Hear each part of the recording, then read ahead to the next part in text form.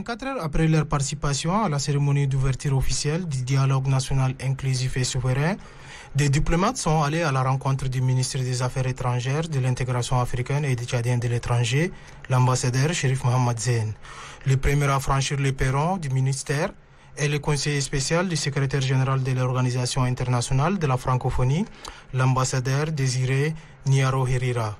Le diplomate est porteur d'un message du secrétaire général de l'organisation, mais aussi rassuré le chef de la diplomatie tchadienne de l'accompagnement de son organisation à la transition tchadienne. Comme vous le savez, l'OIF, la francophonie, aide beaucoup dans le processus qui se met en place depuis quelques années, depuis la mise en place de la transition.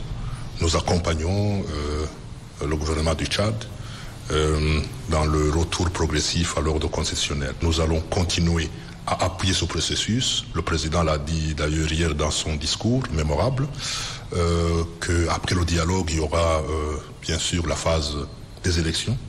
Et la francophonie, dans cette phase-là, aide beaucoup. Et nous avons beaucoup d'expérience.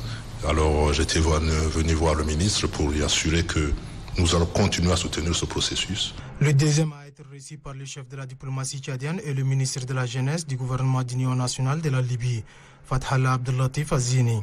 Le chef de la délégation libyenne qui a pris part à la cérémonie d'ouverture du dialogue national inclusif et souverain est venu rassurer le ministre des Affaires étrangères du soutien de son pays et féliciter au nom de son gouvernement le peuple tchadien de la voie choisie qui est celle du dialogue. L'excellence des relations de coopération entre le Tchad et la Libye dans l'intérêt des deux peuples frères et amis n'a pas été perdue de vue. Fathallah Abdellatif Azini d'ajouter que la sécurité et la stabilité dans l'espace sahélo-sahélien est une priorité de son pays.